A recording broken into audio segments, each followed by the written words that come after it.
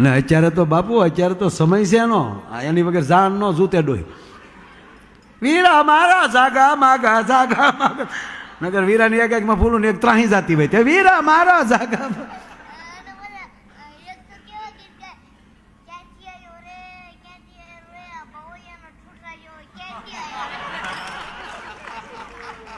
કેવા ગીત ગાય એવા ગવાતા છે એ લાંબે ઢાળે ઉપાડે ક્યાંથી આવ્યો રે હમણાં તો ઈ જ હાલે રોડે નીકળીએ તો એકલી ફૂલડા વાળી જ ગાડીઓ હામીઓ મળે બધી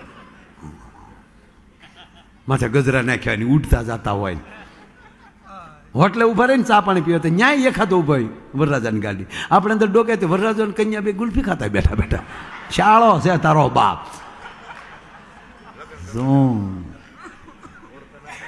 ખરેખર એ પરણી લેજો ભાઈ ટાઈમે હા લગ્ન કરી લેજો ટાઈમે હા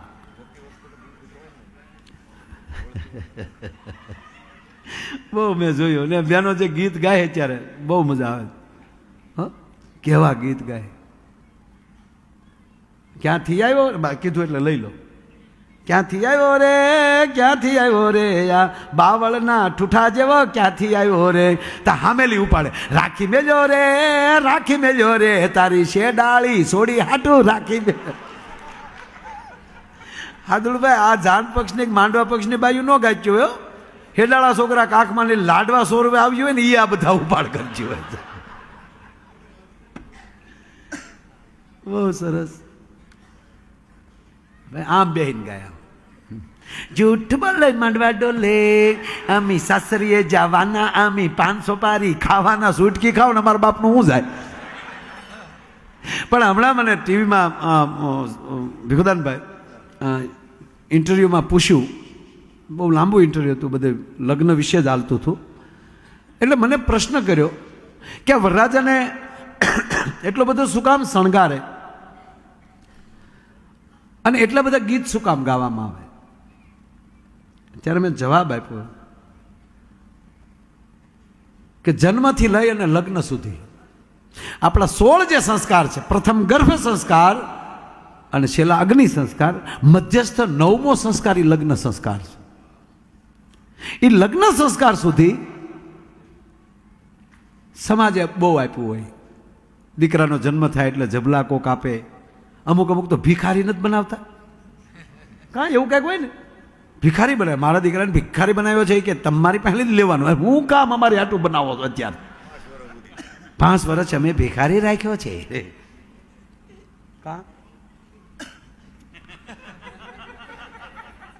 આવું કંઈક હોય ને એવું કંઈક ઘરનું એને કાંઈ આપવાનું નહીં ઘરનું ખવડાવવાનું નહીં ઘરનું કપડું ન પહેરાવાનું આવું કંઈક હોય મારું રામ જાણે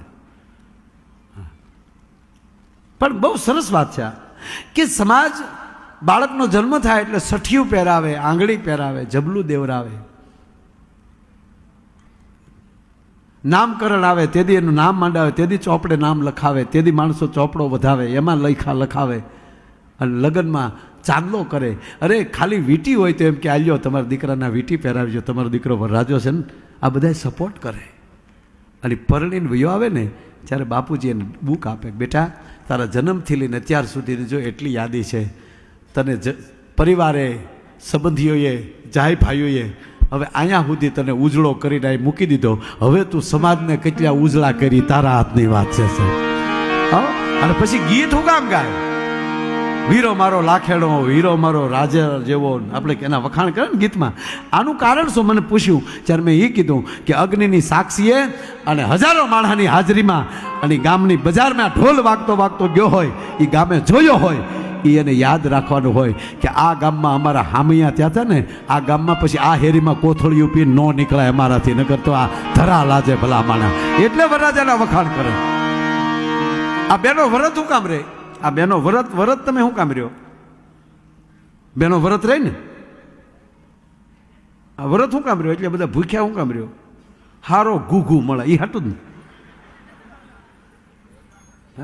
તમે સપનામાં આવો તો અમારે જાગવાની જરૂર જ નથી આ અમારું સપનું છે અમે સપનામાં બેઠા છીએ સાહેબ આ સંસાર ખોટો કે સપનું ખોટું આમાં કંઈ હળ ઉઠતી નથી હા એક માણસને સપનું આવ્યું બાપુ સપનામાં એ પતંગિયું થઈ ગયું, સપનામાં પતંગિયું થઈ ગયું, પાછું એ પતંગિયાને ઊંઘ આવી, એને સપનું આવ્યું, પાછું માણા થઈ ગયું. પતંગિયું સપના માણા થઈ ગયું. આ એવું છે. હે જેસલ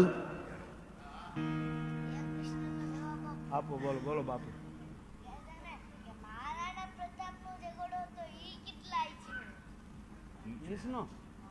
એવું બાપુ માપ છે નહીં મારી પાસે.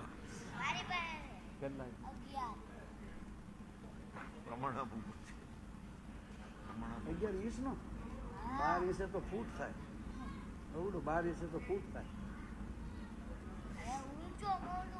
ઊંચો કે ફૂટ જેવડો થોડો હોય, 11 ઇંચ તો ફૂટમાં 1 ઇંચ ઊંચું છે બાપુ.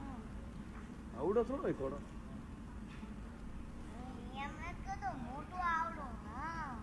તમે ઈ જ ન કીધું યાર, આપણે એમાં નથી જવું ઘોડામાં ને એમાં.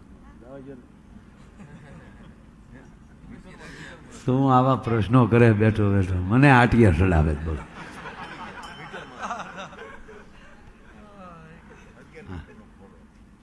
ના એની ઊંચાઈ હતી 6.5 ફૂટ. રાણા પ્રતાપને ખંભે આવતો. ક્યાં આવતો? રાણા પ્રતાપની ઊંચાઈ હતી 7 ફૂટ, 120 કિલો વજન. હવે કેવું? 11 કિલોનો ભાલો. કેટલા? 11 કિલોનો ભાલો, 7 કિલોની તલવાર. બખ્તરને બધું થઈ અને 34 કિલો વજન હતું. કેટલું? 34 કિલો. બખ્તર, ભાલો, ઢાલ, ટોપો અને 2 તલવાર. 82 મણનું નહોતું. 82 મણ તો આપણો અતિશય અલંકાર છે. હા, 82 મણનો ભાલો લઈને રાણો જે હલ્દી ઘાટી ઉતર્યા, એ 82 મણ અતિશય અલંકાર છે. 11 કિલો ઘણું. હા, 11 કિલોનો ભાલો છે હજી, હું જોઈ આવ્યો છું. પણ 11 કિલો કે નાની વસ્તુ કહેવાય યાર. તો ફોન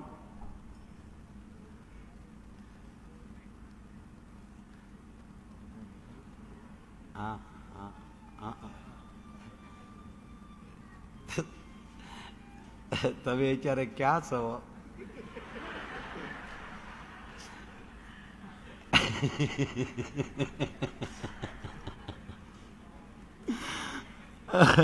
હાલો હાલો હાલો લઈ લો બાપુ, હાલો હાલો.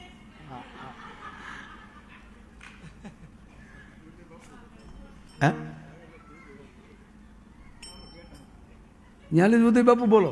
ઠીક, આડા છે હું કાંઈ છે ક્યાં વૈયા ગયા પાછા. ઠીક, બેનો બેઠા એટલે એકાદી વાત એની લઈ નહીં તેમ થાય કે રોજ આ બાજુ જ બધું રાખ્યું, આ બાજુ કે. હું નાનો તો તેથી બહુ ગાતો, હવે નથી ગાતો. બહુ નહીં ગાવાના. આમાં શું છે, અમુક વડીલો બેઠા એને ખરાબ લાગે. હા, કારણ કે એ લગ્નની વાત આવે તો 80 વર્ષના બાપાને કડિયાની કહું મળે તૂટા. હું કામ ભાઈ ભાઈ ભલે તાણ પણ પહેણ્યા હતા. અમારા હાદુલભાઈને મારે મુલાકાત બાપુ 90માં, 91. એકચ્યુઅલી વાળા યાદવ સાહેબ આવેલા ને કડાક, હા ત્યારે હું આવેલો સાહેબ પાસે. હા, અમારા મિત્ર હતા.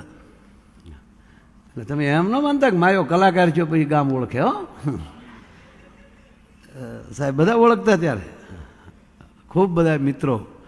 અને પછી પ્રોગ્રામમાં તો એ હાટું આવતા જોવા કે એ છે કે બીજો આ ધંધે આ ક્યાંથી ચડ્યો, આ છોડિયા ઘાણ મેદાન ખીલા આ ક્યાં નવીન લાગે કે નહીં? હાદુભાઈ ખોટું ન બોલતા. એ અણહાર ને અત્યારને અણહાર જો તમને લાગે એ સૌ. મારા સદગુરુએ, મારા મુરલીધર મહારાજે મારી ખોડિયારે મારી અણહાર ફેરવી નાખી છે. હાથમાં બેરખા હોય ને એમાં હાથકડી ન આવે. પછી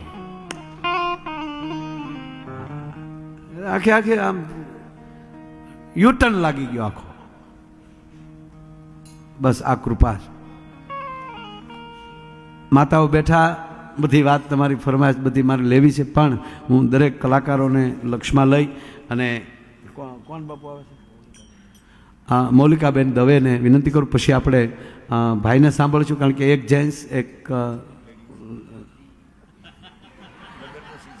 લગ્નની સિઝન છે, પછી ખોટું થાય. હા, અધિક માસ કેદી આવવાનો છે પાછો બાપુ? આ વર્ષે છે 2 શ્રાવણ છે ને આ વખતે? છે તો ખોટો ન હોવો, પંચાંગ લઈને ફરું. હા તો થઈ ક્યાં ગયો મોબાઈલ ત્યાં ગયો? પડખે રાખો તો લઈને ફોન બોન આવે તો ન ઉપડે તો પછી ખરાબ લાગે. ક્યાં ગયો મોબાઈલ? ગોતો. તમારે દાંત આવે બાપુ, દાંત આવે. પૈણ્યા ને એટલે દાંત આવે. જો હી કરીને ઉભું રહું ને તમારે. પપ્પાને પૂછ્યું